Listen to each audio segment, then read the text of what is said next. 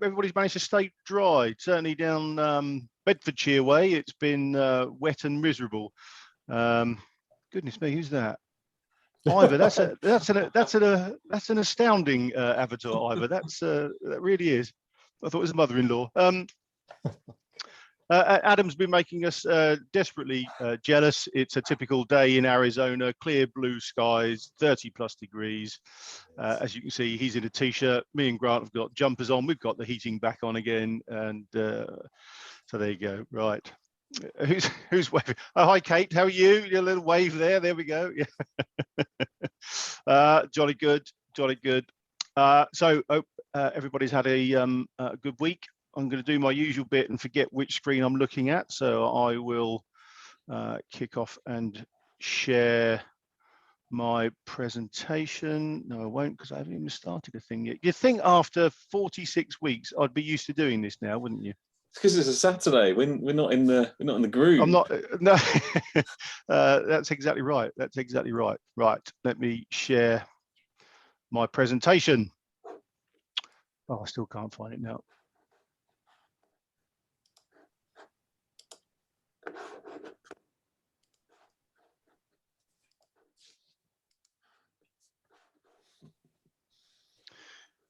There we go. Can we see that? That's Yeah. the wrong one, isn't it? That's the wrong one. For God's sake, boy. I'm going to give up.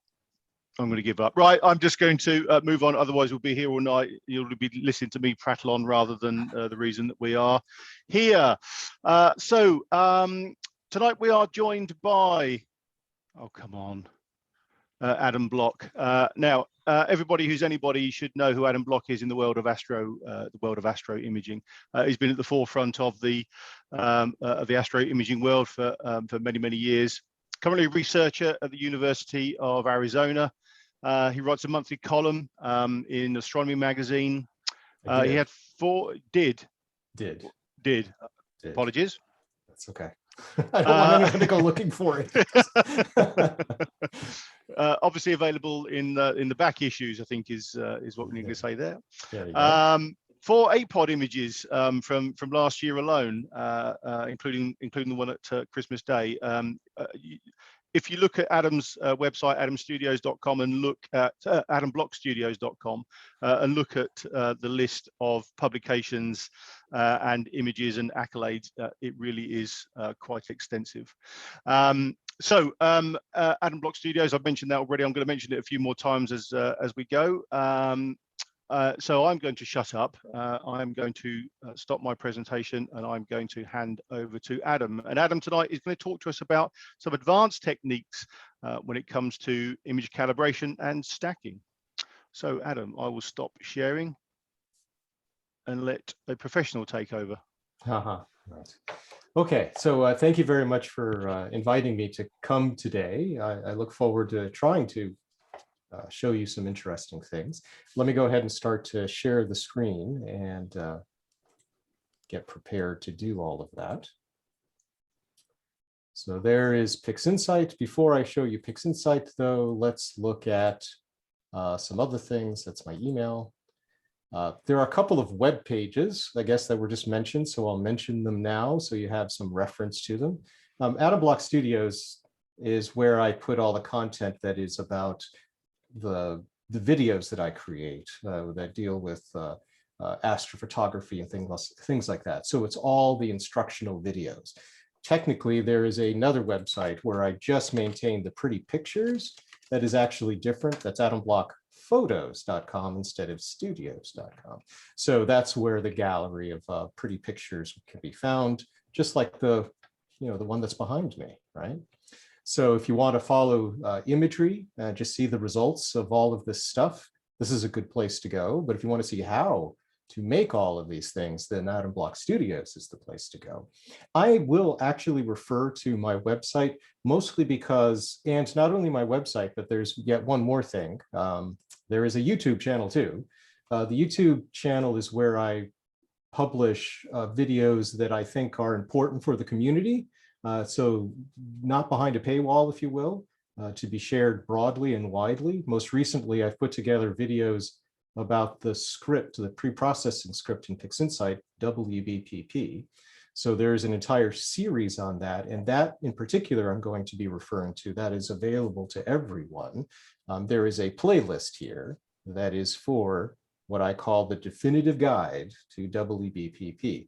Part of what I'm going to be doing today is showing a little bit about manual calibration, a very little bit, but I want to show things today that they're not pretty, unfortunately, but I think they're useful. And I'd like to actually compare and contrast some of the manual calibrations information with WBPP. So we'll use both of these things to kind of set things up. I won't be able to process, lots of data. I'll do a little bit, but not very much because it just takes too much time. And then hopefully some of these useful bits will come out of this demonstration, but this is where I wanted to refer you to. This is where you'll find all of the videos. Let's see, you can't see them on the side, I guess. How do I show you? Ah, there. So there are currently 15 videos in the series. It's much more than just WBPP. It is actually almost a class on image calibration in general, regardless of the scripting and the software. It really is about dealing with astronomical images. So I encourage you to check that out. Okay, so what am I going to do today? What I'd like to do is begin with the idea of calibrating images, and there's kind of two routes. You can do it manually or you can use a script. And one of the things I recently did online is I created a poll and I asked, which of these methods do you think is the most optimal? Which one gives you the best result? And so hands down, 2-to-1, everyone said manual. That's got to be better. It's got to be better if you do it manually. And then I also asked a second question, which I think is perhaps even more revealing, which is which of these two roads is actually more instructive? See, that for me is important. Which route is it that either teaches or is perhaps better suited for someone who is just beginning in doing image processing in Pixinsight? And again, the answer was better was manual processing. But in both of these areas, I now think, and this is a change of opinion for me, because it wasn't true, I think, up until very recently, WBPP has gone through an evolution that really it attends to many of the deficits that existed in the past.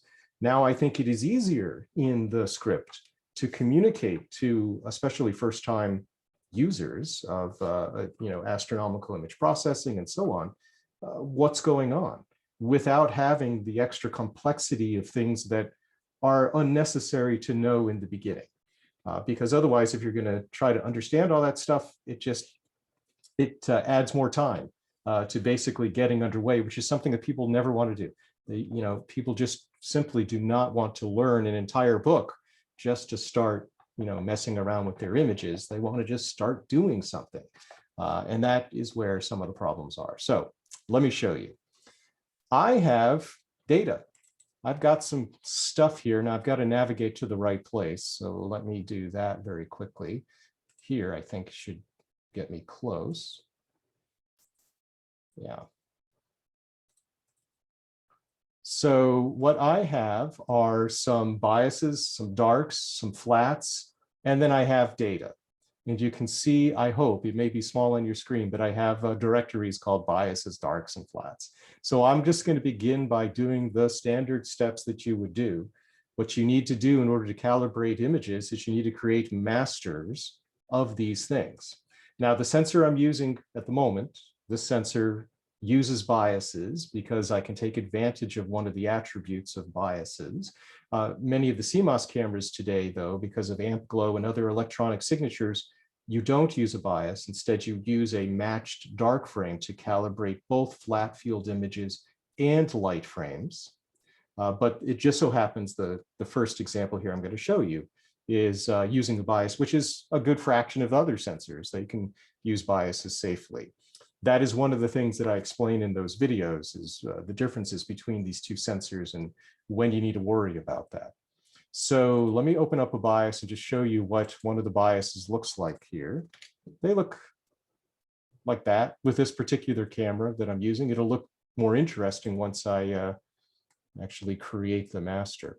So when you have a set of biases, all you need to do is use image integration to combine them, to basically average them together. This is, again, the manual method.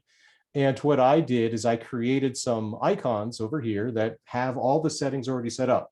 So, but it is image integration, and that's what's going to pop up here in the window. And just so I get it right and I don't forget the settings, because that's what everyone does when you do manually, it's nice to have these icons because then the settings that you have are already there.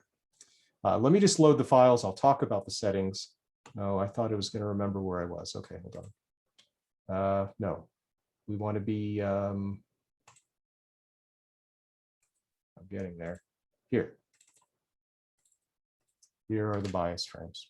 So the settings in this particular case are that when you combine them, we want to use average. We don't want to normalize. Normalization means that you have a light signal of some kind.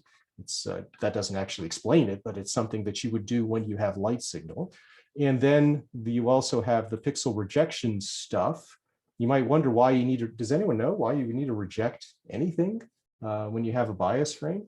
The funny thing is that when you download information from cameras, just in the process of downloading, especially if you have a traditional CCD camera, you can get cosmic rays in the process of downloading. And so they show up in your images. So rejection is good, even when you're doing things like bias frames. So I am going to use a very particular method here, which is this Winsorized Sigma clipping, just because for this demonstration. And then again, no normalization for rejection purposes either. Those settings, already I'm talking about weird settings, and as a first-time user, how would you know, other than someone told you, like a recipe, how would you know what in the world those meant and which things to select? Now, if you understood what pixel rejection was all about, and you understood, for example, what the thresholds here mean for the sigma thresholding, for how much things should be rejected and all of that, that's fine. But most first-time learners to Pixinsight, they wouldn't necessarily know that. You would only be putting in these things because someone told you. And that is a typical way that people learn, but I wonder if there's a better way. So I'm going to go ahead, assuming that I did all of that correctly, just do it and make a master bias frame. Unfortunately, this does take time because I'm doing the real thing here. There are 50 of these things, and this will take a moment just to do the image integration. If you do have quick questions while I'm doing this, feel free to, especially like now, feel free to interrupt me, and then I'm happy to answer. Just send them in the chat, and perhaps Darren will forward them to me. Certainly will. Good. It's almost done. I was going to ask a techie question, ask what the spec of your machine is. Oh, it's not that great. My machine is, what is it now? It's probably 3 years old. I don't know. It is one of these gamer machines though, so it's not terrible, but it's nothing that anyone would be impressed with. All right, so I have created here, it has rejection stuff. You can see if there's anything in there, mostly just random fluctuations of read noise and things. So I've created this, and this is what a bias looks like. I will call it bias, and I will call it manual. There it is. Dark frames are exactly the same. So I did have some dark frames here. And so I can just, hang on, I've got to get rid of the people. Oh, now the people are on the bottom. Okay. So it's exactly the same settings. All I do is I create the darks. I promise you, I have a reason for doing all this. Let's see. Yeah, -30, perfect. So, well, I'll just remember to use -30.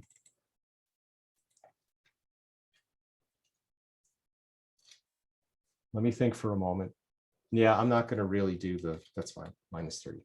Star 600S star.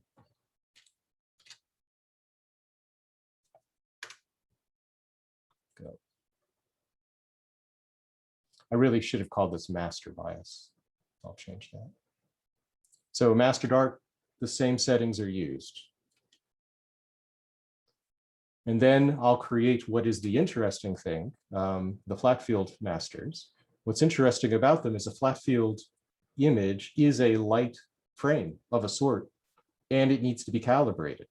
And that is a very important thing because it's where most people have problems with their flat field images. So let me just name this Master Dark Manual, like that. And just because I'm going to read this. Okay. So one more, because flat field images, again, are a light frame, you have to calibrate them first, and then you can use image integration to combine them. So there's really two processes that we're using for manual calibration. It's image integration and, of course, image calibration, especially for the flats. Let's see, am I going to reset? I don't need to reset it. I'll just keep it. So you add the files here. I have flat field images. I'm just going to use one flat. I don't need to do all of them. Star, red, star. Well, I could. Yeah, I could actually do all of them, but just to keep things faster. Just going to do one. So the output directory, let me save this to a place that I can find it, like here. So these are going to be calibrated flats. It does output, we don't really need them, but it does output them. Can I really need to get this? Okay, good. And we need to calibrate them because I'm using this sensor that has the type of sensor that we can use a bias with. I'm going to save that to the disk here so I can open it.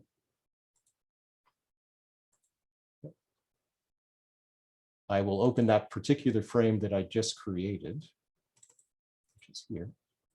And that's what we'll use to calibrate the flats that I've just loaded here, these red flat field images.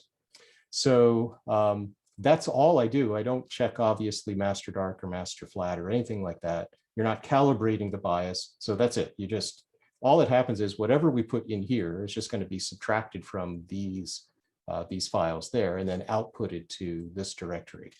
That's it. So we'll go ahead and we'll do that.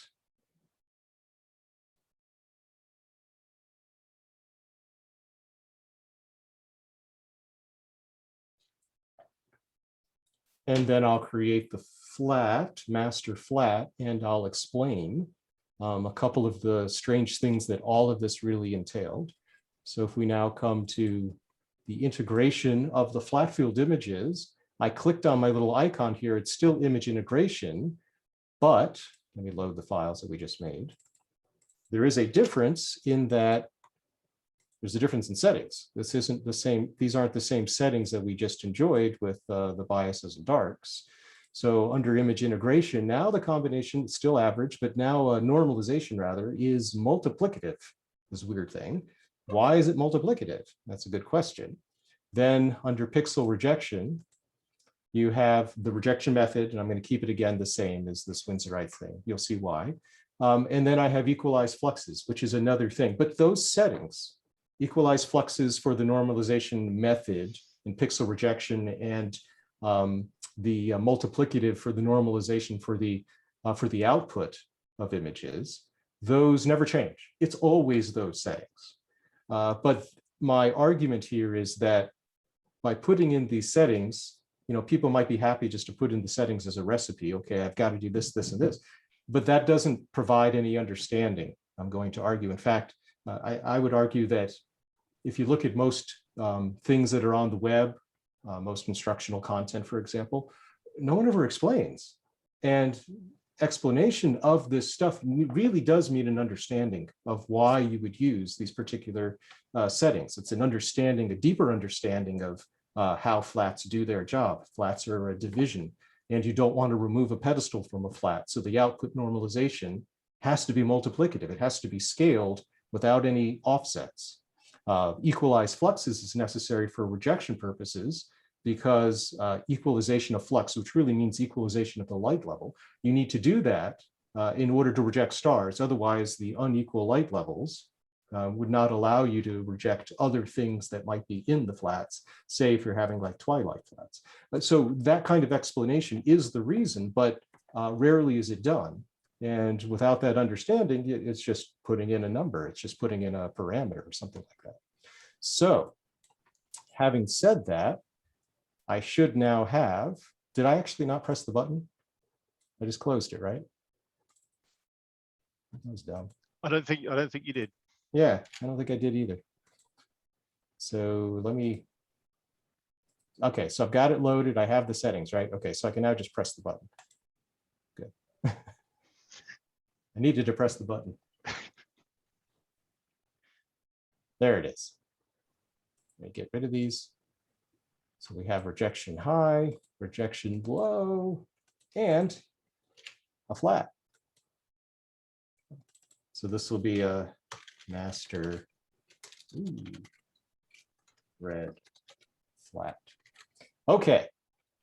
So a couple of things about what I did. Let me just go back to the calibration of the, let me go to something here about, I can't even show it to you because I didn't do it. Let me just say it. When we made the darks, when we made the master dark, all I did is I combined them. That's it. I just combined them. That means that a dark frame has the bias frame in it. So the bias is the, it is basically the electronic signature, the offset voltage of the chip. And then you have, in addition to that, if you take a longer exposure, my exposures are 10 minutes for my dark frames, you have an additional accumulation of what's called the dark current. So additional electrons build up through time, kind of on top of this bias level. And then, so that's what a dark frame is. It's both the bias plus this extra signal that builds up through time due to thermal reasons, because the electrons are getting jiggled around and they excite electrons to move and so on. So when you subtract a bias from a dark, which is something that people do, you end up with what's called a thermal frame. The reason that you would do that is if you're optimizing your darks so that you can scale them in order to subtract from other things of unequal time. That is a complex idea, and I would encourage you to look at my YouTube channel and look at my calibration sections that I explained were in that playlist. And also I have a section specifically to optimization that explains all of that. The reason why I'm mentioning this is for the following. If you go to particular people's pages, this is on Light Vortex. This is a very, very well-known site that everyone gets the recipe from for manual calibration. Not everyone, but most people do. And one of the things that he recommends, can I just zoom in? Yeah, I don't know if you can see this, but one of the things he recommends is that when he creates the darks, before he combines them, as I showed you, I didn't do this. It wasn't one of my steps. He subtracts the bias from it and produces an unending amount of confusion for everyone.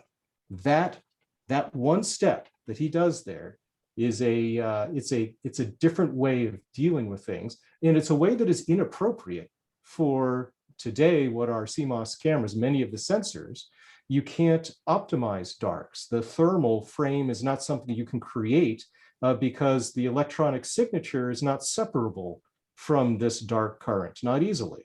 And so you have to match your dark frames. You can't subtract a bias from them. And so doing this thing is bad for, especially for the CMOS detectors. But even if you have a regular CCD camera, you are now creating what I'm calling a thermal frame here. And if you bring this master dark, which is bias subtracted, into another process like WBPP, it won't work, because WBPP creates master darks that have the bias frame in it. And so then you have to specifically tell the script, hey, I am bringing you bias subtracted darks. And that just gets so confusing. Oh my goodness. And of course, this produces a problem if you double subtract the bias and when you do manual calibration, because you forgot that it was not there. When you're calibrating your flat field images, this can cause a problem there. And it is the #1 way that flats do not work, which is that if you don't remove enough or you remove too much of the bias of the flat in the course of calibrating, that is the #1 reason why they do not work. It isn't because of the light level.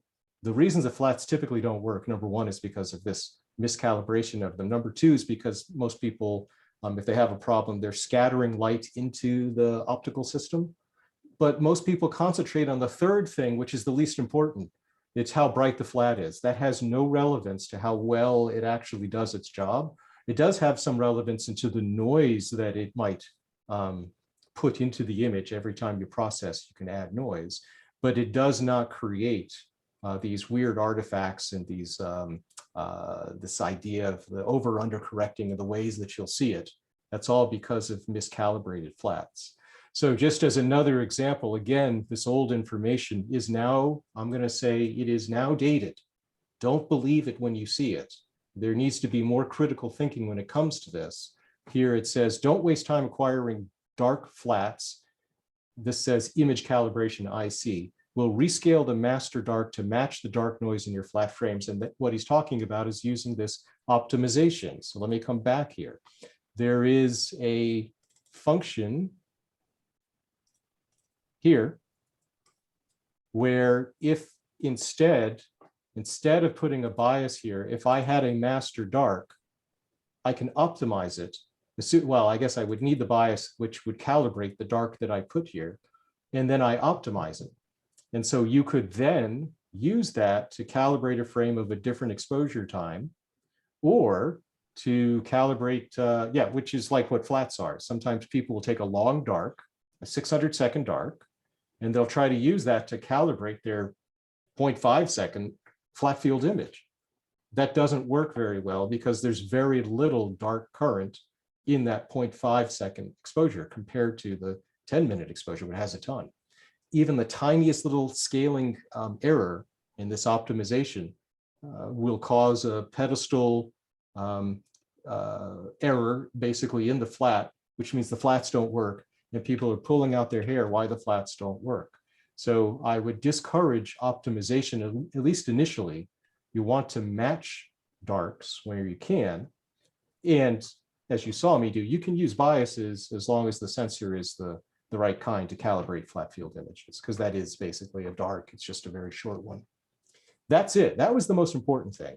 Now, the other side of the coin is that I was talking about WBPP as perhaps a better method to do this. The first thing I need to demonstrate is that if I use WBPP, it's faster, it tells me more information, and the results I get are identical. If they are identical, and it's just as instructive and all of that, that's why the change of opinion. So let's do the same thing I just did. Let's generate these masters here, but I'm just going to use WBPP to do it. So how would I do that? Well, first let's clear everything that I have. So I have a clean slate here, like this. I will just load these things very quickly. So here are the biases loaded. Here are the darks. And I'll just do the 600. 600 loaded. And then, and this is the part that's supposed to impress you, we will do the flats. We'll do star red star, like this. Let me spend a moment to explain something here about WBPP. Right now, I'm not doing anything other than loading in basically the calibration frames, biases, darks, and flats. So it's just going to do the job of creating the masters in the same way that I just showed you. It's going to do the image integration for both the biases and the darks using the no normalization and the average and everything. And then for the flats, it'll calibrate the raw flats first with this bias that it creates, just as I did, the master bias. And then it will integrate them to create the master flat.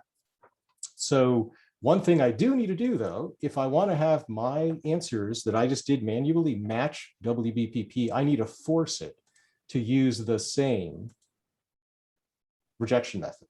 That's the only thing I need to do is force that to be the same. So I'm just going to force this to be the same. Now, we don't need to, but I want to demonstrate that you get the same answer for the same configuration. That's the point I want to do here. By the way, this is the reason why, you know, it's nice to do, to take advantage of the bias. When you have flats that are all different exposure times, and these don't vary by much here in this particular case, but they can, using a single bias to calibrate all of these different exposure times and all these different filters is a wonderful benefit. So I'm going to use Winsorize here again. I'm just using the default thresholds. That's it. That should do it. So I need to specify an output directory. I will put this right here. It should create a masters folder for me, and it'll put them in the masters folder. And is there anything else I need to do? I don't think so.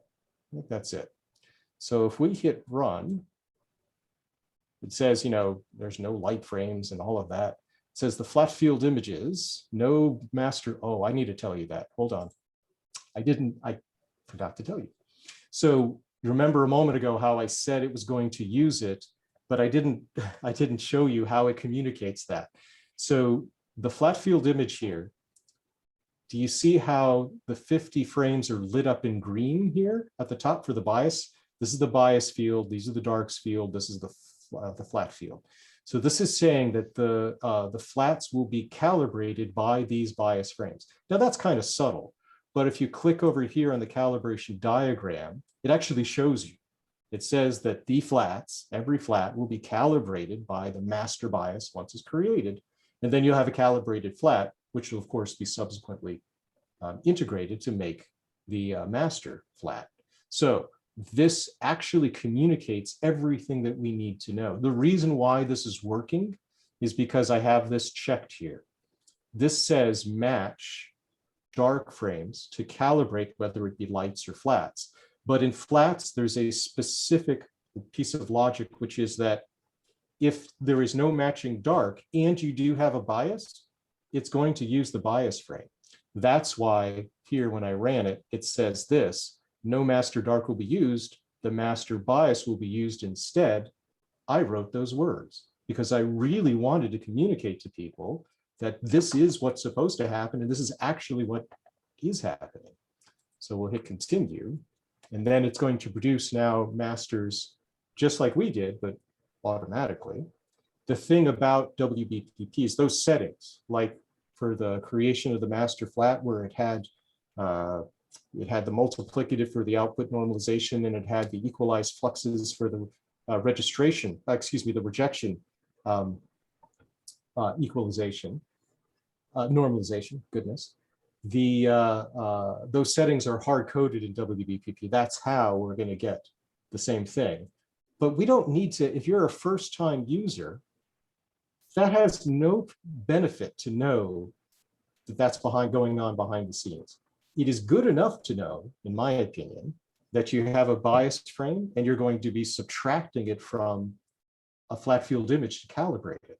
And then you otherwise are combining all of those biases and all the darks to make the master. So to me, for a beginner, just understanding the calibration process, and I'll show you more in a moment, is it's more important to get that part right.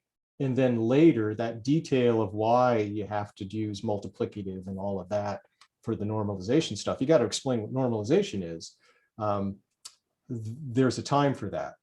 And for me, what I do in my instructional videos, I really, really dislike to ever use a term or a parameter without having explained it first. That just drives me crazy. And so that is one of the big reasons why I'm not a fan of doing the manual calibration first, because you have to do that without fully explaining everything that goes into it. So we've got the report here, which is fine. I'm going to exit out of here. And what we want to do is to load. Can't see again. There. We want to. Thought I was. We want to load. Here's the master directory.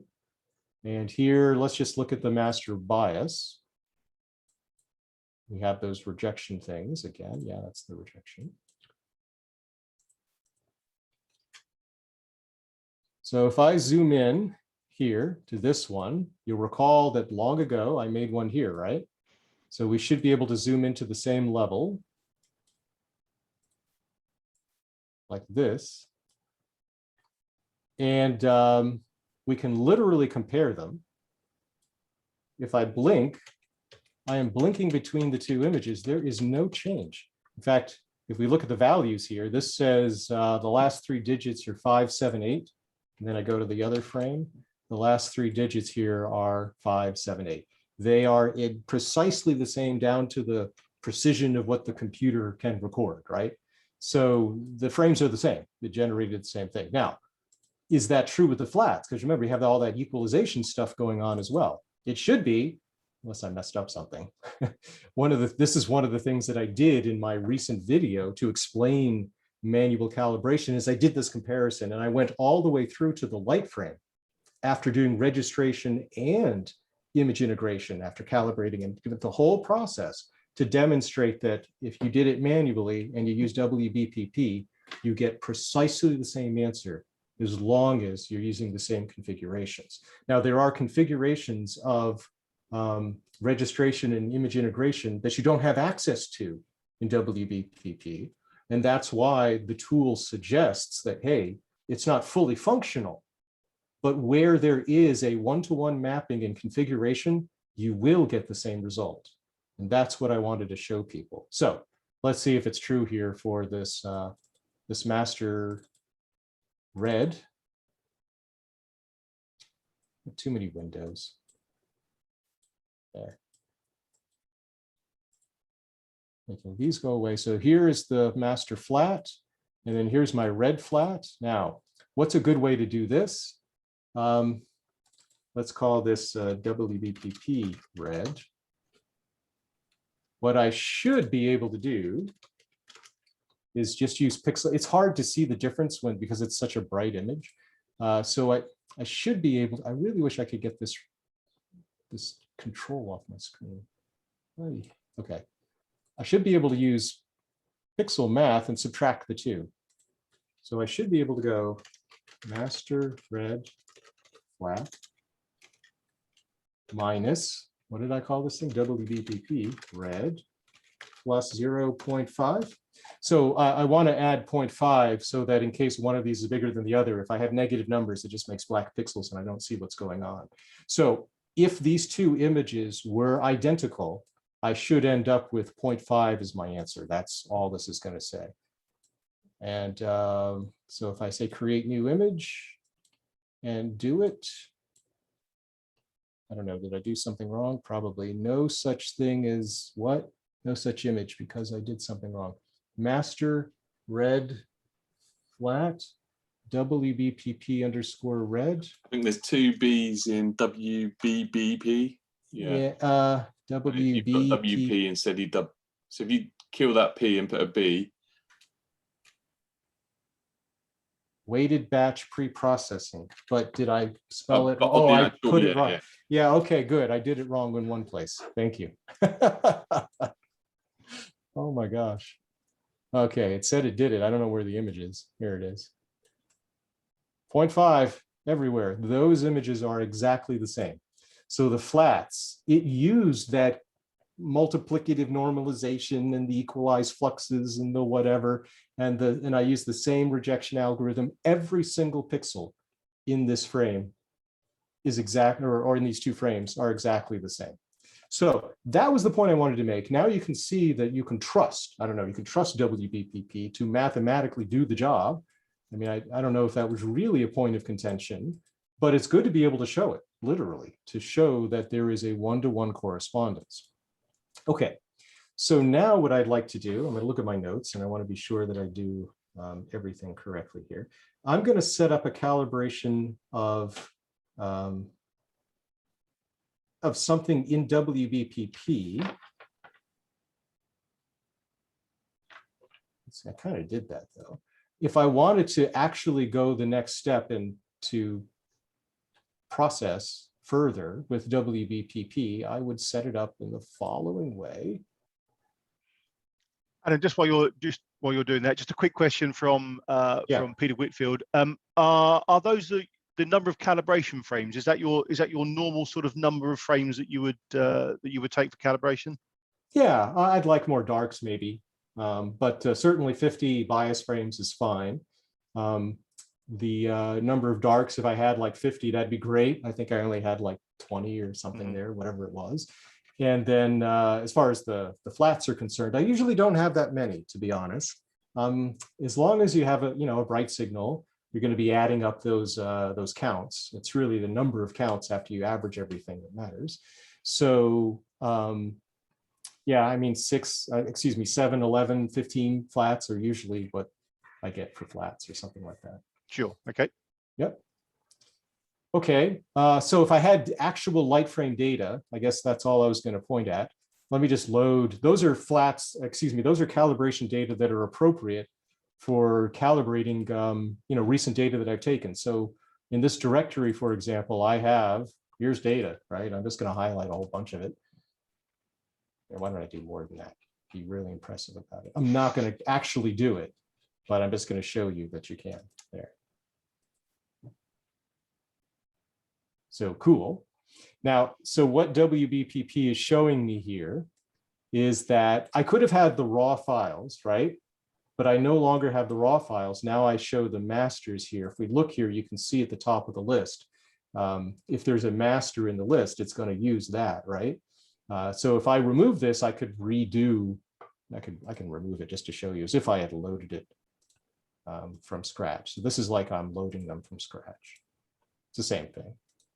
So this is what it looks like now. Now it's going to recreate those masters. So this is what it would look like for the configuration. If I loaded all the raw frames from flat, it's going to generate the masters for the biases, the darks and the flats. And then of course, it'll calibrate eventually the light frames.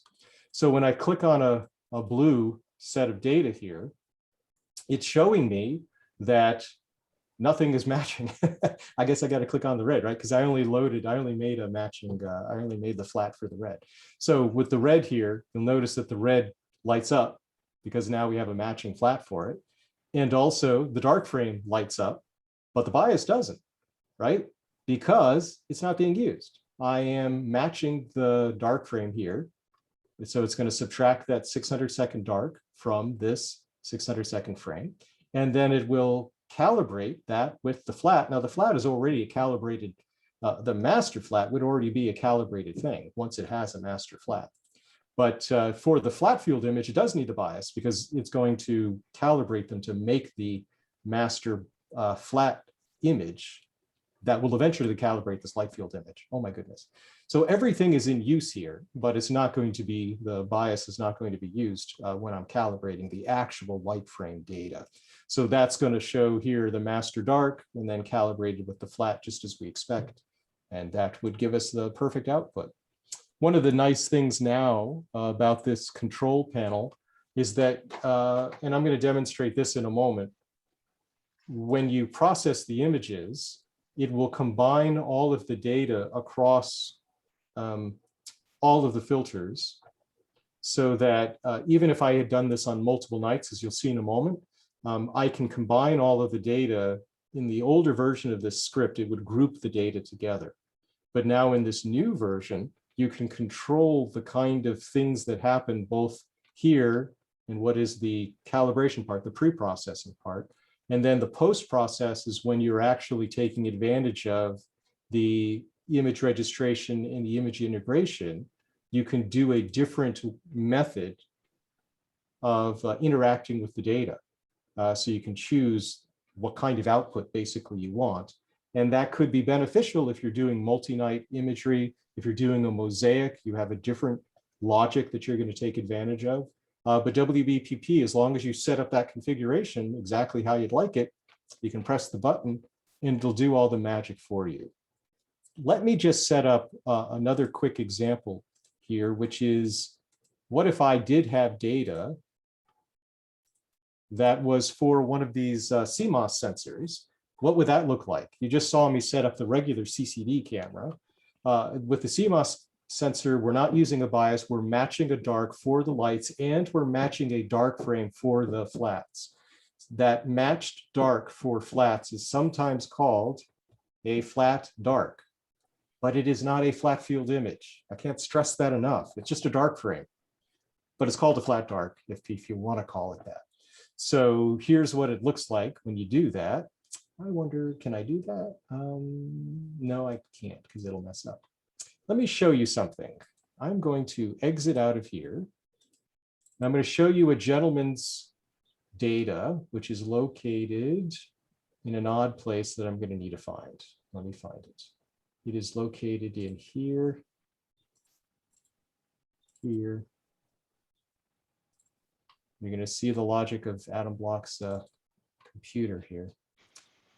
And I can't see the bottom of the screen because this thing is in the way. Okay, thank you.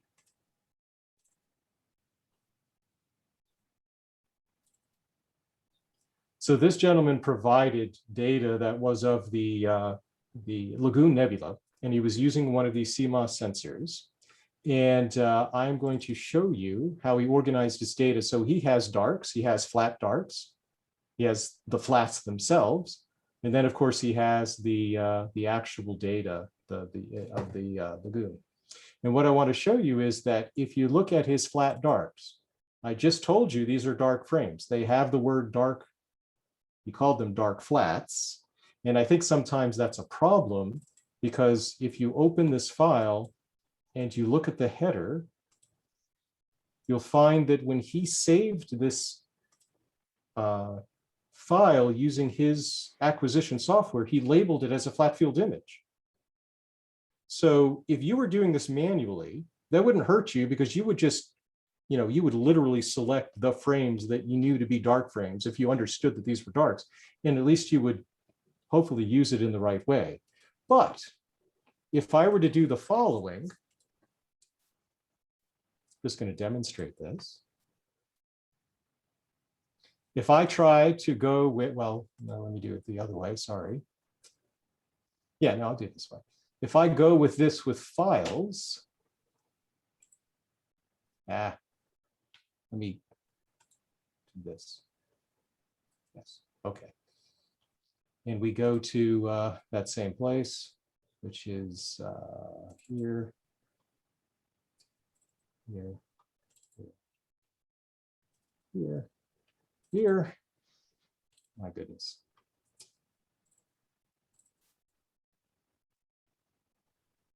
So I could have loaded more.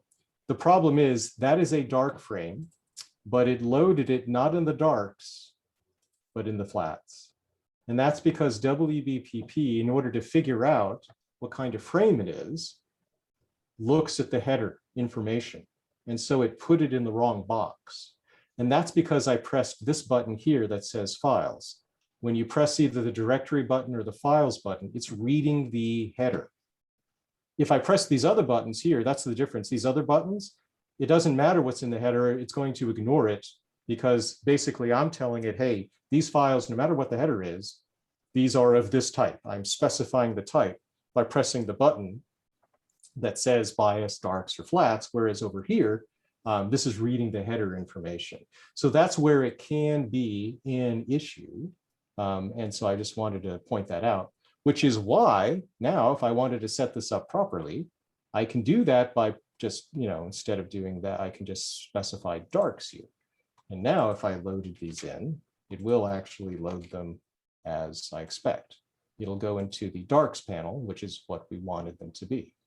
Now those were just the one kind of dark. I think the other darks are probably labeled correctly. So the other darks were here.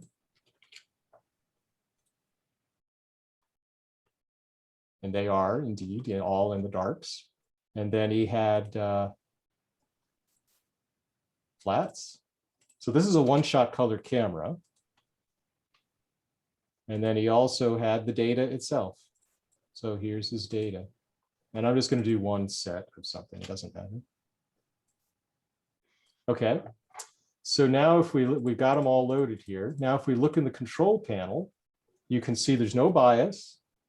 And we have 14 frames that are light frames, and then we have our flats, and then we have our two darks. But the light frames, both the lights and the flats, they are color images. So that is, of course, going to be necessary when it comes to calibration of the frames and later integration. So we need to tell them, hey, these are actually for debayering anyway. These are CFA images. So I've got to tell them, hey, these are CFA images. And now we've got our little color symbol, which you can't see unless I stretch it there. This says that we're working with color data here instead of it being a mono. That's what the grayscale here is. Now it's a color data. And right now, because it's color data, when it gets to the point of debayering, you have to tell it, either you can say, let it figure it out on its own because it's written in the FITS header, or you can specify the pattern for the debayering purpose. And that would be for later when when you're ready to, after you've done all the calibration, you're going to debayer and then register the images and then combine them. So that will all happen here once you set up the proper settings in image registration and image integration. But this is what I wanted to demonstrate, that, here we have the light frame being calibrated by its matching dark, and the flat is being calibrated by its matching dark frame, just as we would expect. So that's the setup for using a one-shot color camera with matching darks. That's just what it looks like. And then if I press the button, it'll go do it. In fact, I have the results of what it did, because if you guys are up for this, I have, let me just say yes. I have kind of a palette cleanser here. I've been talking about all this calibration stuff. Here is the result of me pressing that button for exactly what I just set up. This is what you get at the end of it. You get this final master light frame, if you will. And because this is one-shot color camera, you get this, final color image. But this is not yet color calibrated. So I'm going to just show you something that illustrates another very important point in Pixinsight, which is that defaults are not necessarily, they're not optimal, certainly, and they're not necessarily even desired in many cases. So one of the things that I instruct on in my tutorials is the meaning, the why behind stuff, because without that understanding, just assuming that the numbers that just happen to be in some process are going to be useful is going to be frustrating. So understanding the parameters that you find there is really a very powerful thing to do. This is a good example of what I'm about to demonstrate. So one of the ways to calibrate images is to use photometric color calibration.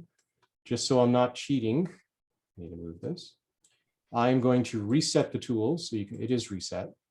No, it's not. Is it reset? Yeah, it's reset. Okay. So there's no cheating.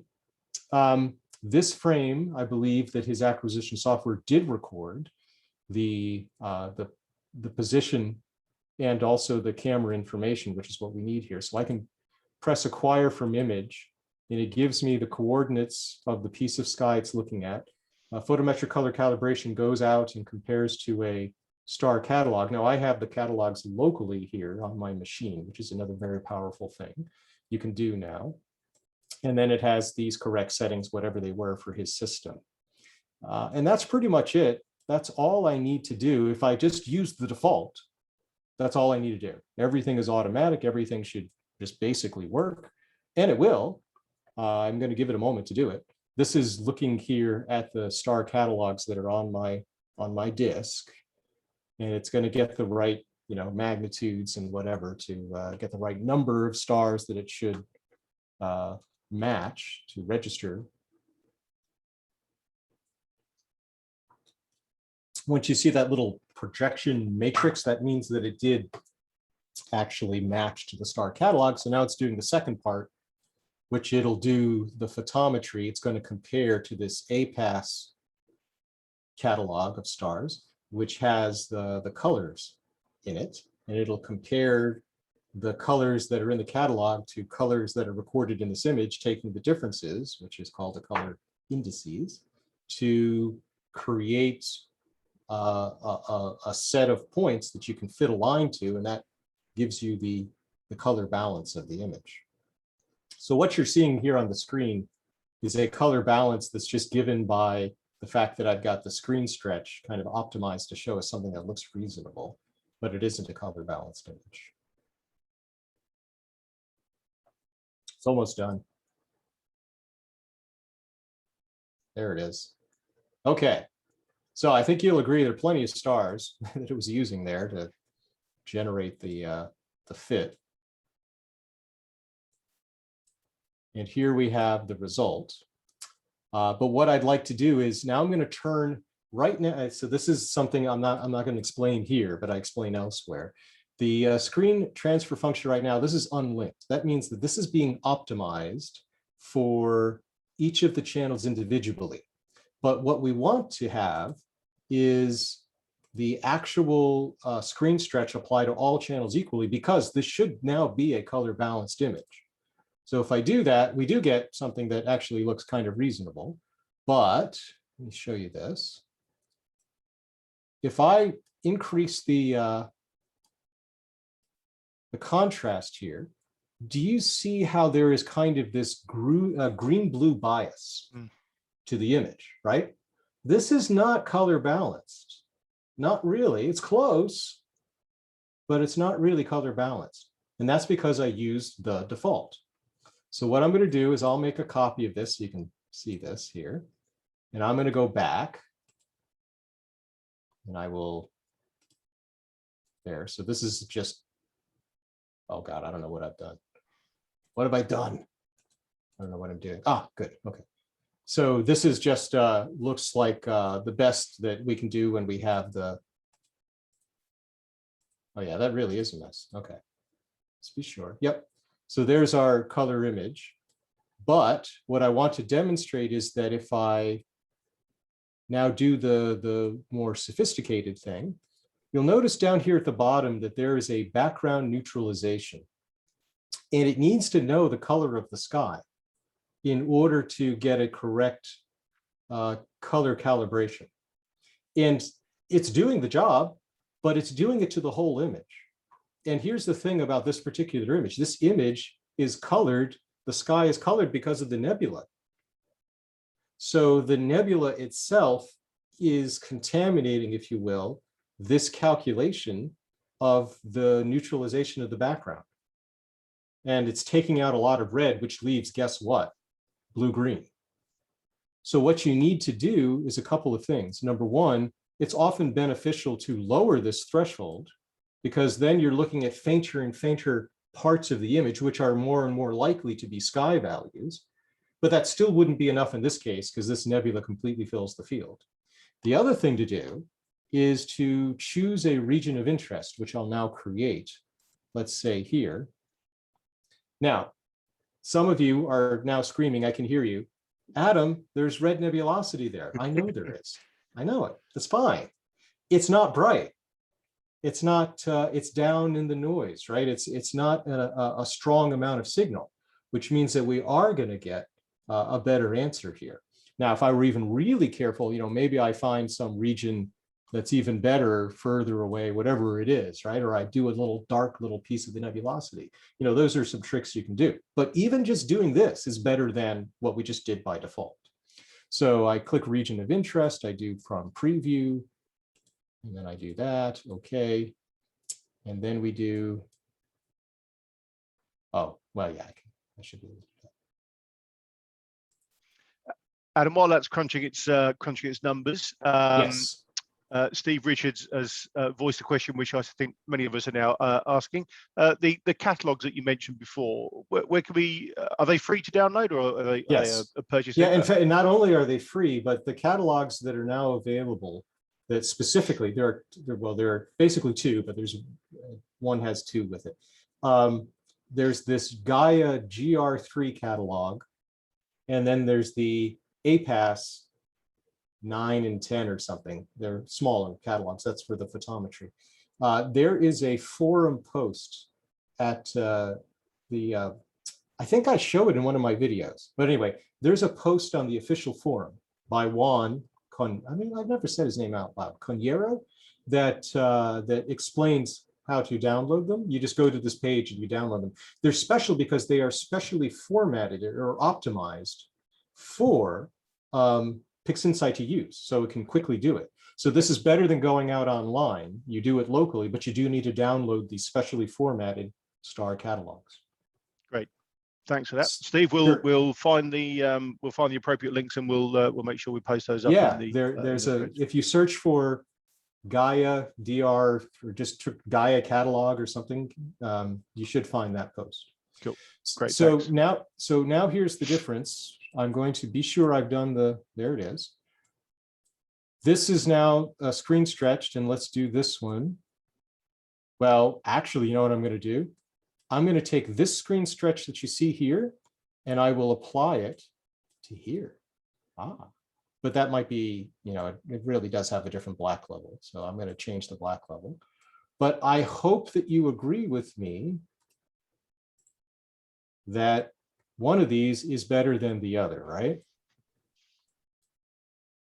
Close this. Okay, there we go. So I should now be able to blink, but that's the difference between drawing that little box that I drew for the calculation of the background. This is correct, I think. Looks right to me, it looks close. Would you agree? I hope. So there you go. So it's just an example of defaults, and having that understanding of how the tool works is what really gives you this greater power to not be at the beck and call of the process itself. You're in charge. It's not supposed to be influencing your decisions. You're supposed to be telling it what to do with some confidence. And that's one of the things that I hope people that watch my videos gain when they get through with watching all of that information. Okay, so there is only one other item I'd like to show. Do we have time, Darren? Are you up for one more thing? Absolutely. We're we're very happy to sit here all hours, Adam. So yes, okay. if you've got the time, yeah, absolutely. Yeah, no, I'd like to blow my mind about the color calibration thing, Adam. Yeah. So let me do the one more thing. I was a little long here today, but the other item I'd like to demonstrate is this idea of selective rejection, which utilizes a couple of innovations that I kind of was responsible for. So I want to show off. I want to show you this cool stuff. Quite right. Yeah. So this is a cool one, and I'm going to show you what I think is a really bad example in terms of data, and hopefully you can appreciate that the outcome, even given that, this is a theme for me. For those that have watched me over the past couple of decades, in the programs that I would run, I would often have to make images look good out of very little data. So you have to come up with creative ways of finding ways to keep images. Today, many amateurs have a lot of time, and they can just take lots and lots of pictures and then, throw out 100 of them or whatever it is. I couldn't do that. That's just like, you got to keep every one of those. Those are hard-won things. You don't just throw them away. So this is an example, I think, that is like that. Let me show you. I guess let me go to the blink menu. I think that's the best way to do this. Okay, now I have to think, where is this data? Oh, I put this data specifically in our directory, so I wouldn't have to go find it. Here it is. Yes. So I have clear files here. I do star clear star, that would do it, star clear star. So this is the luminance data that I have here. I think you'll like this. This is pretty cool as an example.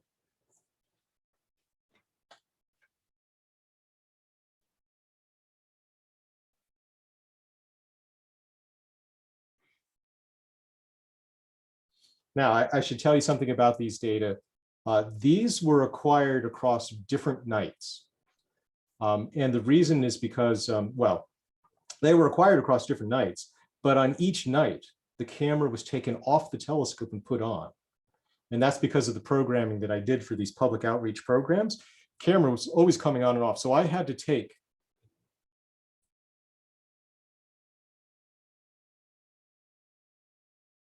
right. But it's like that in the sense that you have to take flats for every single night that you're observing.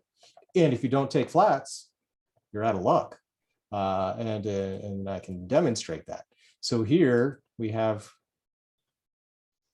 My poor computer. Come on, you can do it.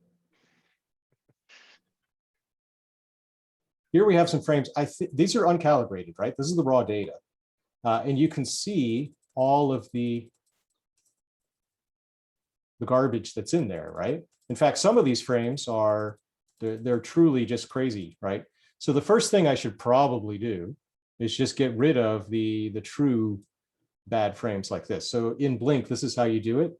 You remove it from that. I'm going to put it in logs for lack of a better place. So you remove it from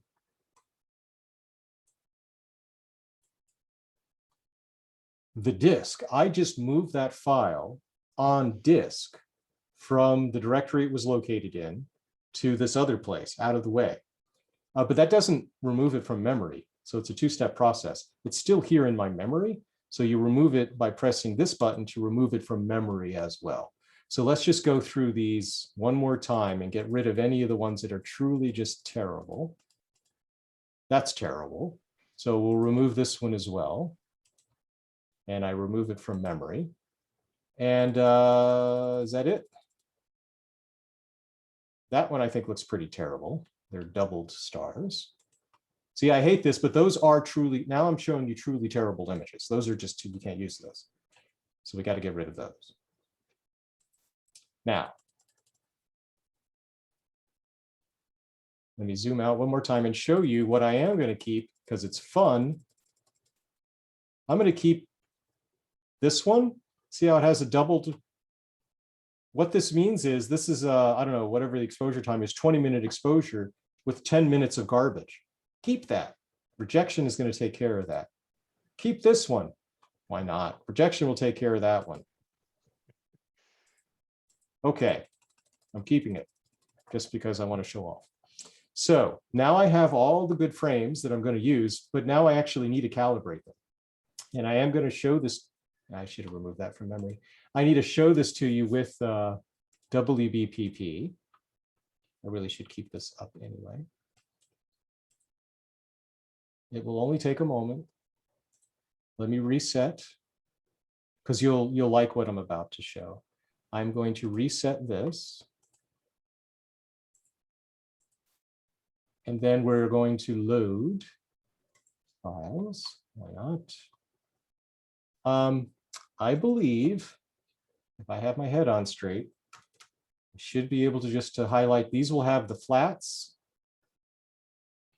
and the lights. And then I just go in one more time. These are, I happen to have some master. There's the master bias and the master dark. There. I think that's right. Yes, I did do that correctly. Okay, so in this particular data set, what you'll see here is that I have a 1200 second exposure, but I do have a clear flat field image, so those are matching, but I do not have a matching dark frame. So this is the case where I'm going to take advantage of this optimization thing. And in this case, it does work in general when you have enough signal there. I should say enough dark signal there, if you will, because that signal of electrons that have built up through time, now there's something actually to scale. This isn't like when you're trying to calibrate a flat. I mean, a 20-minute exposure or a half-hour-long exposure, now you've actually got some electrons to count there, and the optimization can actually work. But there's another very important thing here, which is that these data were taken across different nights. Do you see how I have October 4th here? And then I have October 6th here. And I should have had actually more, because if you look at the light frames, look at this. I have October 4th here. I have October 5th there. I have there was no October 5th in the flat. I have an October 6th and I have October 9th. There are no October 9ths in the flats. This should hint at bad things here. So I don't have everything that I need. And so I'm going to need to do something about that. But because these are done across multiple nights, I'm going to take advantage of this new feature of WBPP, which is to take advantage of what are called keywords. They can be located in the FITS headers. They can be located as file information or even folders. In this case, because I took this data years ago, I was taking advantage of a convention of file naming. And so I can do this trick that I'm about to show. You'll notice that every file of lights, see how it says date, and then it says a value. Now it could be any characters. I could have written the word Kermit in there. And then on the next date, I could have written Fonzie. And on the next night, I could have written, I don't know, another Muppet character.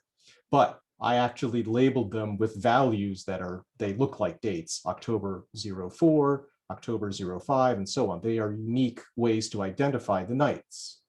So what I can do here is put a keyword, which is date, and the values will be separated out for each of these. That way I'll be able to apply flats that only are associated with particular nights. So if we go plus, now you'll see, looky, all of my lights are now grouped by the value. See, these are all the October 4th, these are all the October 5th, and these are all the October 6th and the October 9th, right? And if we look in the control panel, you can see now they're grouped here, but notice that in my flat section, I only have 2 flats out of the 4 nights. Not good, but that's what I've got. So, you know, what do you do, right? So now I'm going to set this whole thing up to actually do the job, which is I am going to, let's see, what do I want to do here? I am going to, I'm thinking.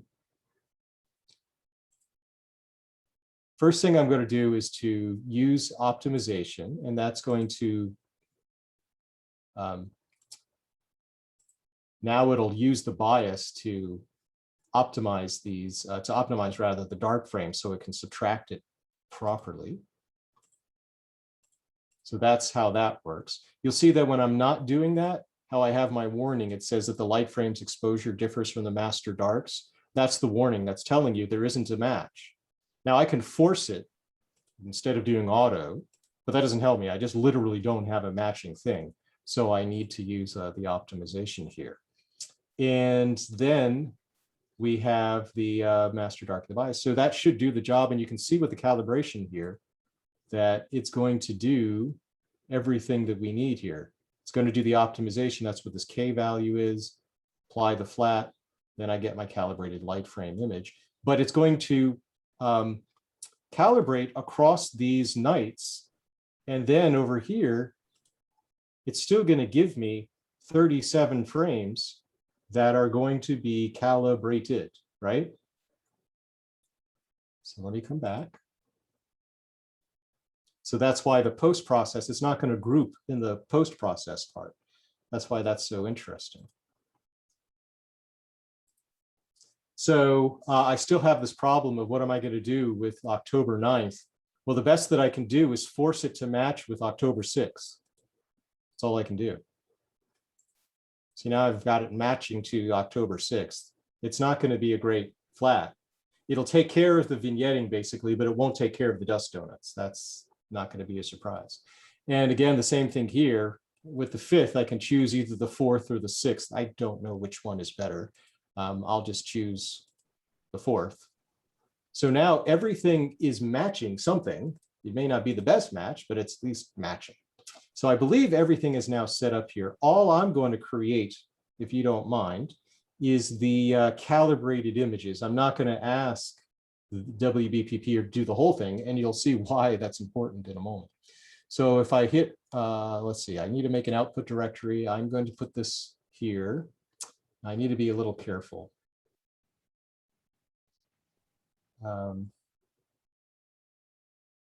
Yes.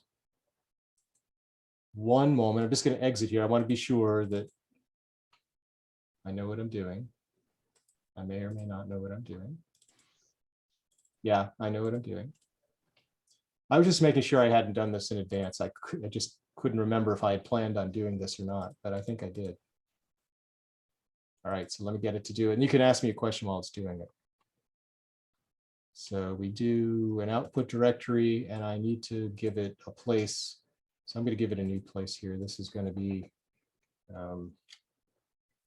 star G lounging. It's terrible. Okay, run. All it should complain about here is that it says frames will be calibrating using a master dark with a non-matching exposure time. That's correct, because we're using the bias to do the optimization. That's all this is telling me. Go, do it. All right, so this will take a moment to do. It won't take too long. There's just one set of clear filters, but it'll take it a moment. And then I'll show you the cool part. I can't see my console. Are there any questions while it's doing this? Oh, am I on? Yes. One coming from Norman. He says, Adam, I found that in color calibration, I get a lot of failures due to coordinate problems. I get mine from the SkyX, doing an all sky search. They are correct in the SkyX. Any hints at making the process more tolerant? Well, the typical solution is you would use the image solver in Pixinsight, so that you're going to put the WCS, you're going to put the world coordinate system into the image. And then when you bring it into PCC, it will be totally happy, because that's what it's trying to do. But the image solver is more generalized, and you'll probably be able to get a solution over there. That would be my suggestion. Now, if you really have a problem, you can use other plate solution. I mean, you can do the blind solve with astrometry.net. That certainly is going to work. It just takes time. You shouldn't really need to do that. But without seeing the images, there can be some problems with images. One of the things that PCC, image solver, they all rely on is detecting stars. And if it's not actually detecting stars, all of these things fail. Because it could be the stars are out of focus, they're misshapen, it's not doing PSF fitting. In fact, that is something else you can try. There are some parameters in PCC. You can turn off the PSF fitting, and that can sometimes help if you have relatively blobby kind of stars and things like that. So there are a couple of different things. Without looking at the data, I can't say in particular, but those are some suggestions. Great, thanks, Adam. Hope that helps. Hope that helps, Norman. I doubt it helps, but it is that is the answer. That is the answer. I would show you my console, but it's hidden behind my blink window. So, oh, there, it's done. There it is, done. Yeah, you know, I did have a cosmetic correction thing here, but I didn't do it. It doesn't matter. Okay. All right. So what I should now have is something that I can blink, I hope. If I go to here, calibrated light, these should now be blinkable.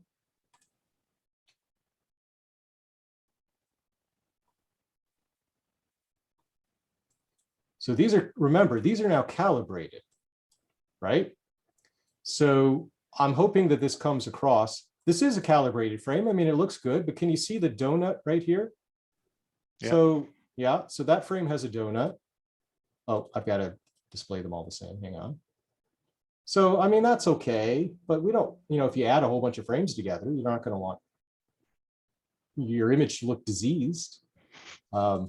And believe me, okay, so donut, no donut, no donut. So I can see that all of the ones that are not the duplicates here, which are another night or another time, that those are the ones with the donuts.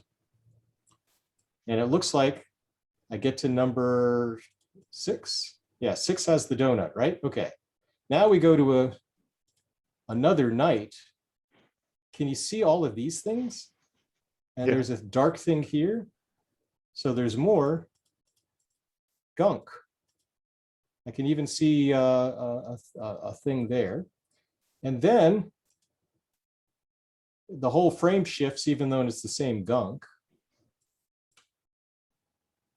And now I have another frame that has a donut here. So this is on another night, although this night's probably, I'm going to call it pretty much okay. I don't see too many terrible things. But look at this. So number 9 is just really terrible. Number 9 actually is just it's just craziness, right? So it's crazy because I had no matching dark. It was taken 3 nights later, and it's just nothing matches. So it got rid of the vignetting, but there's just a whole bunch of donuts everywhere. But I don't like to throw away frames. This is the thing. I want to keep it. I want to use it if I could. The galaxies are fine. What if I could somehow fix that? Is that fixable? Have you ever seen anyone fix that? So let me show you how you can fix it.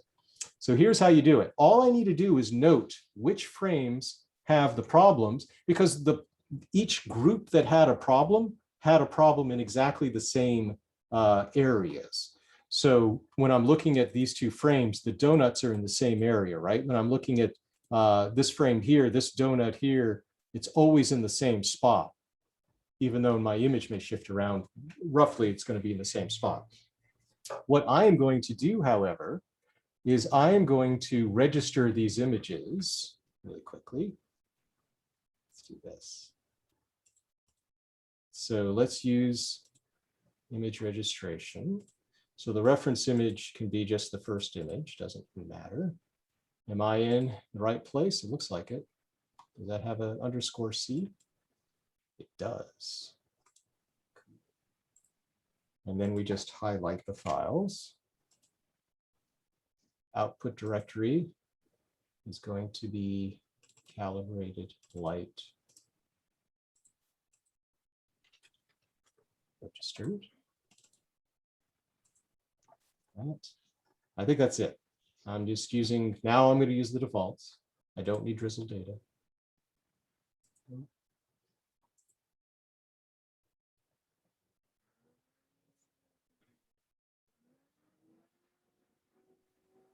I wonder if I break up when my computer's working this hard. Am I coming across clear? Yes, that's fine. That's fine. I don't know if you can hear it, but it spins up pretty good. Sounds like you got a wind turbine in the back. Yeah, you can hear that, right? I could close the thing, but then it gets hot. It's Arizona, right? That's warm. I've got the side off of mine just to generate some extra heat in my room. So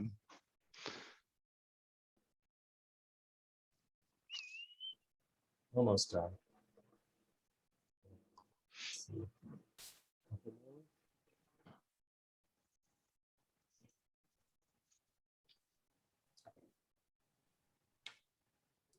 So what I'm going to do is I'm going to take advantage of rejection. It said it succeeded. So I'm going to take advantage of rejection in order to get rid of all the donuts. Now, this technique works because those donuts in each of those groups that I'm worried about were not in the same spot. They're in different spots. And so if you have the donuts at exactly the same spot in all 50 frames, you have to use a different technique, if it's possible at all. But this is a different technique where, as long as they're only in a fraction of the set, then you can do this cool thing. So I'm going to use the script, which is called, what I'm doing here. This is called the game script. After the meeting, if you'd like, we can exchange a link of where to go to get the repository to where to download this if you don't already have it. It's a pretty popular script. I assume that many people have this one. This allows you to draw elliptical things on images, which is cool. By doing so, I'm actually showing you this image. I need to load one of the images that we're working with. We can draw on those dust donuts, basically. So I need to be here, here, here, here, here. And the one I need to load is the non-dupes. So this one. Now I'll go back to there. Okay. Remember, this one had the dust donut right there, right? Mm-hmm. So what I do is I take a little tool. So there we go, like this. And I just, highlight or surround the dust donut. And normally this is used for making masks. And one of the things that I worked on very early on was the formula in Pixinsight using pixel math to create an elliptical thing, actually an elliptical drawing, but having a gradient was the thing that I wanted to do, because that would be great for masks. But then later I had this thought, hey, I asked the gentleman who later wrote this cool script based on that. This could be used for another purpose, which is what I'm about to demonstrate for the selective rejection. Because if you can write these shapes to the images, then when I use image integration, they'll all get rejected. We can take advantage of that. So that's exactly what I'm going to do. I'm going to write the shapes to the files. Now, all I have to do is know which files they were. And I do know that. I know, for example, the first group of 6 had that single, that's a 6, had the single little donut there at the bottom. So I go, okay. And what it's going to do is it's going to write a black, everywhere that's that circle will be a painted black in there. Because in image integration, I can tell it anything that is black, reject. That's how I get to take advantage of it. So I'm just going to go ahead and do the same thing for the other one, just so you can see it. So I need to exit out of the script. It actually did it. If you want to see what it did, it creates a new file here. See how it says SR? That stands for selected rejection. And you'll see it made a black thing there. Isn't that cool? So that'll be useful to me in a moment. But I want to load, let's see, what was it? Oh, the October 5ths. So that's the next group here, the October 5ths. I'm going to open up one of them. That's all I need is one, because again, the dust donuts are the same in all of them. But just in a few seconds, you can just highlight these things. Now, this is going to take me a moment. Hang on. This one has a lot of donuts, but hey, I don't want to throw away anything. So I go like this, and I'm not going to be careful about it. And I go like this, and we just add, see there's a thing here. So I go like that. I can also see a thing here. So as long as you're covering the donut itself, Adam, that's pretty much all you're worrying about. That's it. That's why I like to do things like this, because you can see it doesn't require any, there's really no thought to this. I'm just kind of, all I'm doing is the more things I make black will just be the less, fewer elements of this image that I am taking advantage of, right? But there are plenty of elements of this image that, like the galaxies and things, that are perfectly fine. Even if I had it right on the galaxy, still okay. Like there is kind of a donut there on the galaxy. So here, I'll do that. That should be good enough. Let's see, is there a major one? Maybe there's still something over here. I don't know. It gives you the idea, right? So I'll say that that's good. So we do right shapes. And now these are all of the October 5ths. So I do the October, except I know it's not number 12, but that's because I wrote this down in my notes. Number 12, the frame had shifted. It's writing the shapes to file. You can't see that, but that's what's going on in the console. So now I have black things just like I did it there in those frames. And it looks pretty funky too, when you see that. It looks like I'm murdering these frames. Oh, it's done. Okay. Close this. Just for fun, I will show you one of them. See what I did? Wow. Yep. And then finally, I have already, I will show you this. I did already do this once. So if I come back to here, and I go to here, I actually did create the last two and that number 12. So I'm just going to copy these. I already did them. And then I'm going to go back to, it's hard to keep track of this. Hang on. Here, here, here, here. put them in here. that is not just my file sorting that's a challenge. Okay, and now here's the final step. Remember I registered the images. Mm-hmm. So now all I have to do is image integration. So for image integration, if I were to integrate the images, I should really show this. If I were to do this normally, if you will, I should show you what the answer is. So image integration atom, here it is. Yeah, I don't have it. So, oh, I actually have it loaded. Well, I guess I decided to do everything. Image integration, let's see, the best way to do this is star R dot. Yes, right? Because that's SR? No, can't be R dot underscore, hold on. C underscore R dot should do it. So star C underscore R dot star.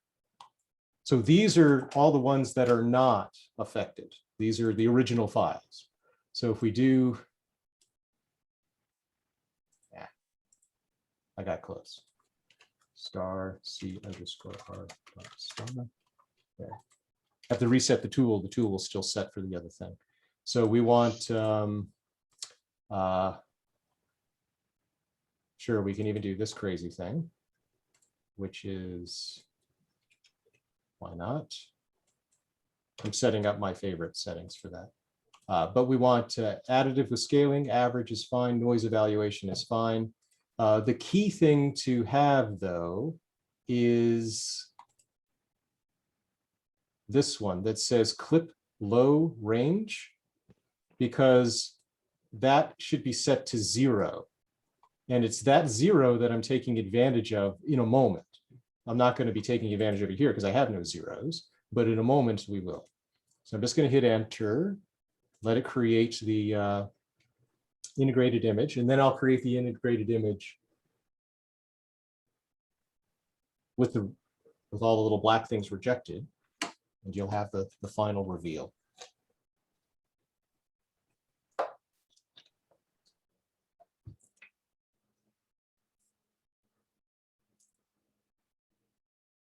It takes me more time to explain it than do it.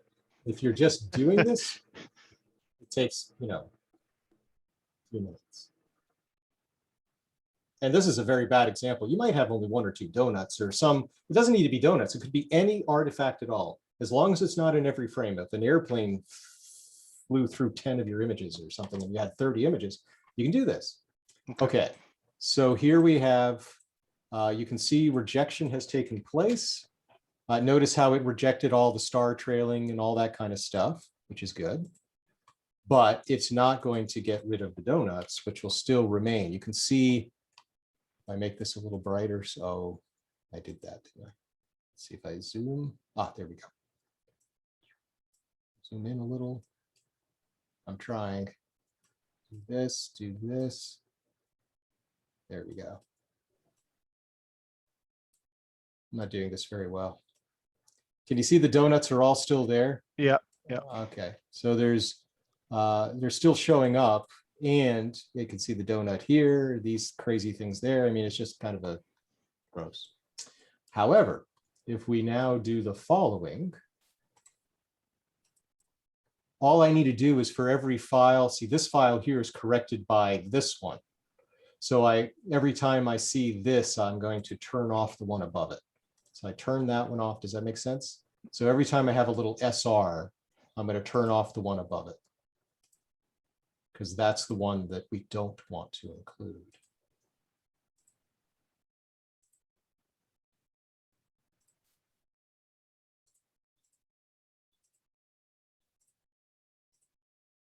I believe I'm doing this correctly. Hold on.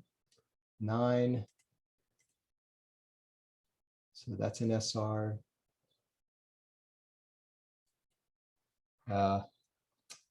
10, 12. Oh, so I have this 12, which I guess is now after because of the way I copied it, but that's fine. And these October 6th I kept, but then I have this October 9 and this guy here. Okay, that should be it. That's it. So we go open and we do combine.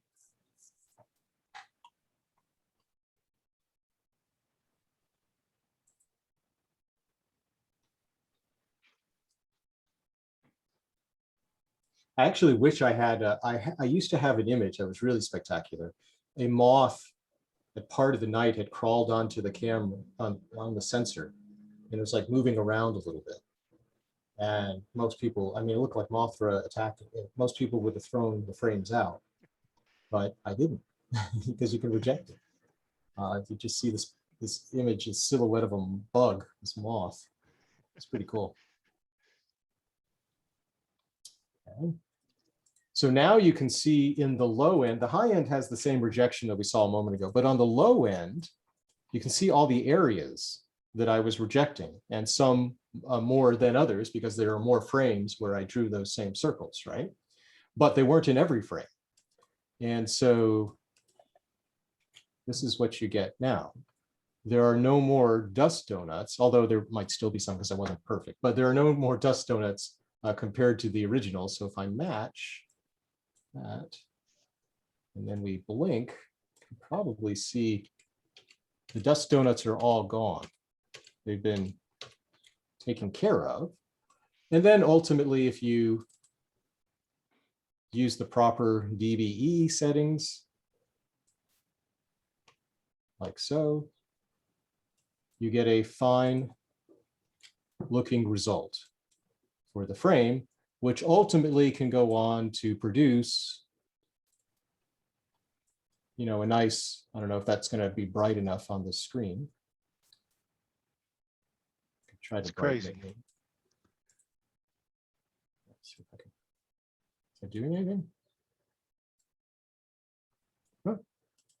Can I not do this to JPEG? Oh, there we go. Okay. Yeah.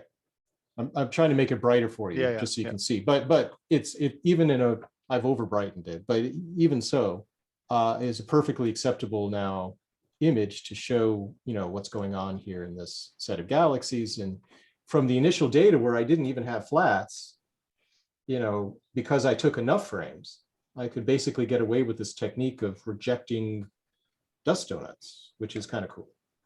So that's what I wanted to demonstrate for today. Was a little bit about manual calibration. I put in some other things, and then this example, because I wanted to show you WBPP, the way in which you can do multi-night stuff. Mm-hmm. And that was allowing me to demonstrate this thing, which is the rejection of dust donuts. So if there are any other questions, I'm happy to take them now, and I'll keep sharing for a moment just in case there's anything I need to show. I would mention one thing about my site. One of the things that I've put together is a new way for people to begin. Now, I suspect that people here are not the beginners, but people who are just getting started out with Pixinsight, I've made a course that is specifically designed to introduce all of these ideas in a way that people really can confidently get started much more quickly. And it's of that same philosophy that I was trying to explain about WBPP and so on.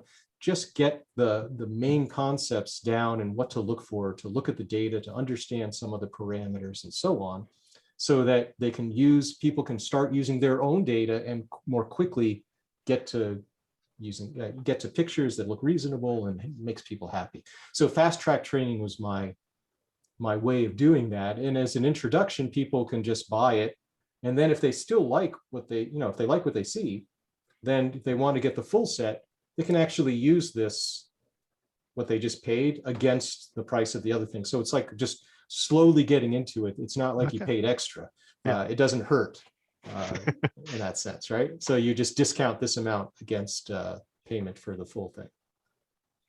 Cool. When I say full thing, I should mention, fast track here is only 3 hours, but just in my fundamentals, which is the collection of all the videos that I have, I might have close to 80 hours of material. So it takes months to get through it. It's not something that you would do in a few days.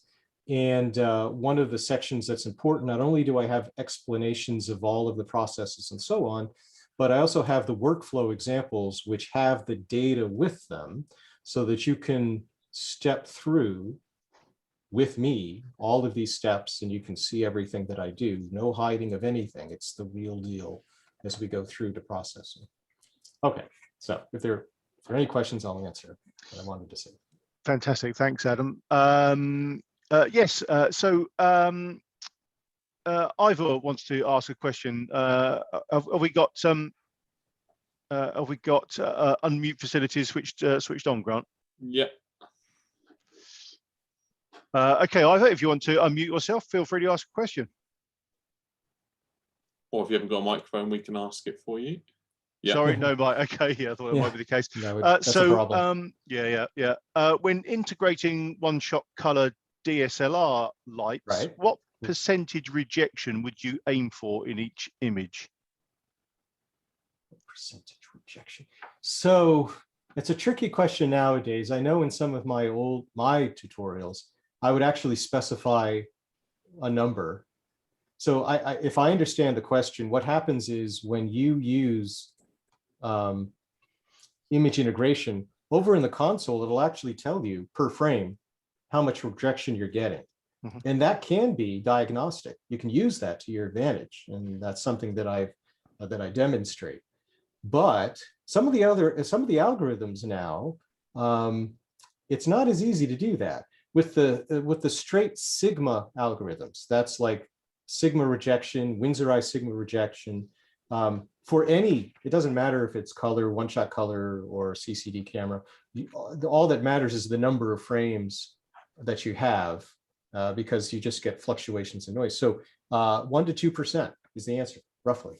Okay. I mean, that should take care of, per frame, that should take care of cosmic rays and noise and just about everything else. But that's only for the sigma rejection. For the ESD one, it is so good at doing its job that you actually get less rejection when you have a whole lot of frames, but it really does a good job of rejecting everything that's just an outlier.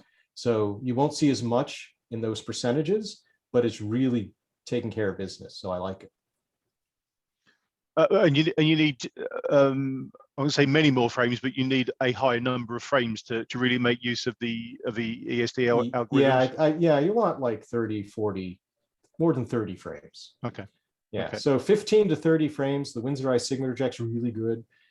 Even ESD is good, but certainly if you have more than 30, I really like ESD. That's a good algorithm. I like it. I haven't found a downside to it yet. Adam, using the technique that you've shown us with the game tool, which I hadn't come across, so thank you for that. It looks really interesting. If you were dithering enough between frames, could you pseudo create your flats using that technique? Well, because if the defect is moving around enough. So to be clear, having nothing to do with drawing on the frames. If you just have a whole bunch of frames that are dithered, and when you say dithered, you could do the following. You could take a picture of the piece of sky over here and then go another degree away and take another picture. So they're not even the same piece of sky, right? Not exactly, but they're still close up there.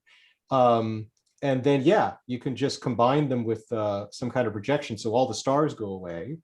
And then you just have what is called a sky. It's a night sky flat is what that's called. Mm-hmm. Astronomers often use that. And those are the gold standard flat.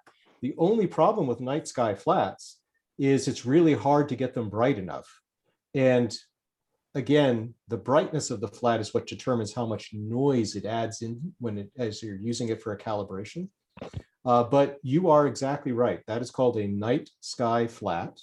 If you just take a whole bunch of frames, and you could do this across many nights, it doesn't matter. Yeah. But you want to pick kind of one area of the sky that is constant, like the zenith or something. And you combine a whole bunch of frames. So Catalina Sky Survey that look for asteroids, this is the method that they generate their flats. Because they take so many pictures of the sky, they combine all of those images, rejecting all the stars, and they generate their flats in that way. Yeah, that is a way to generate flats. Okay, I hadn't come across that phrase before, so thank you for that. That's something else. Thank you. Yeah. It's hard though. Again, the brightness is the problem. It's hard to make the sky bright enough, right?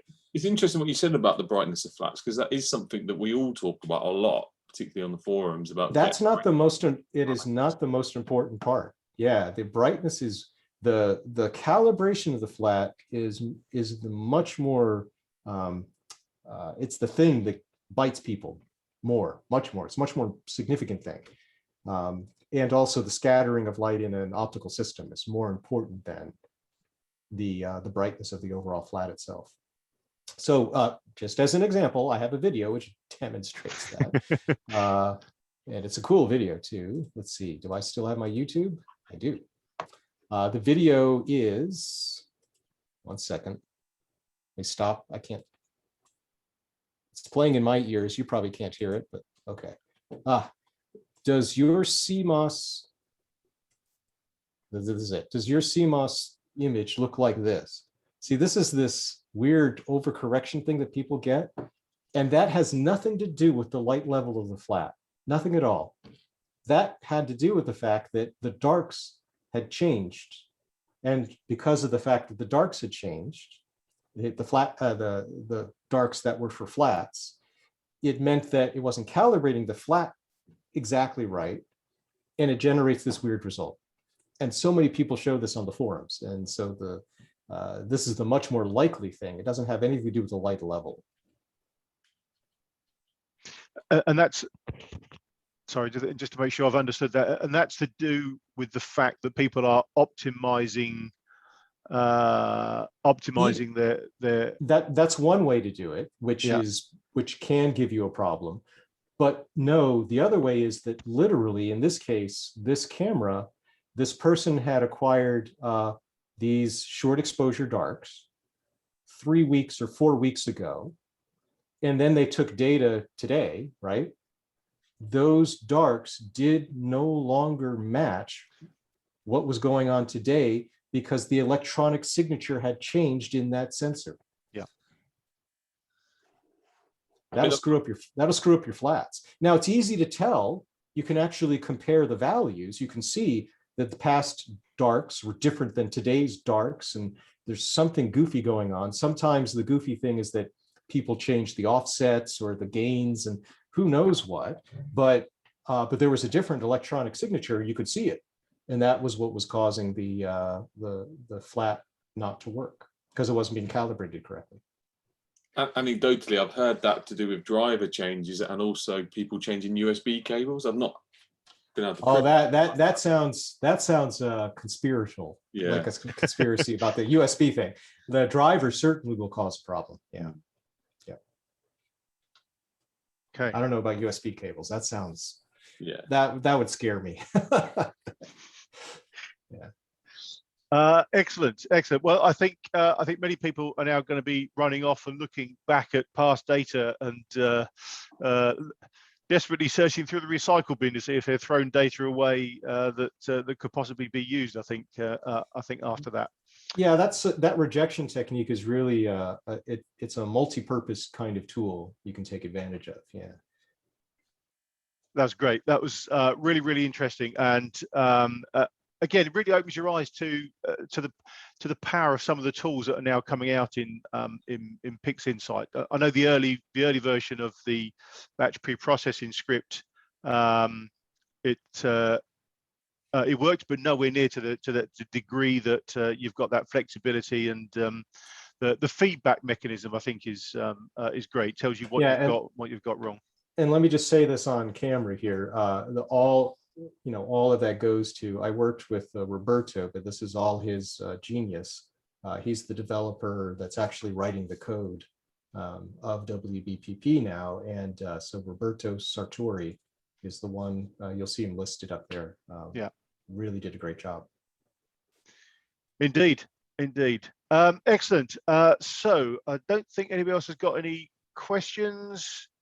No, excellent talk and demonstrations. Yep, I totally agree, Steve. That really was great. Adam, many thanks for your time. Absolutely fantastic.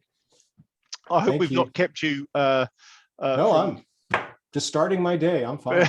So I'm going to bid you a very good evening and take care. All right. Great, Adam. I'm sure we'll talk again in the future, we hope. Yeah. Thank you. Thanks, Adam. Many thanks.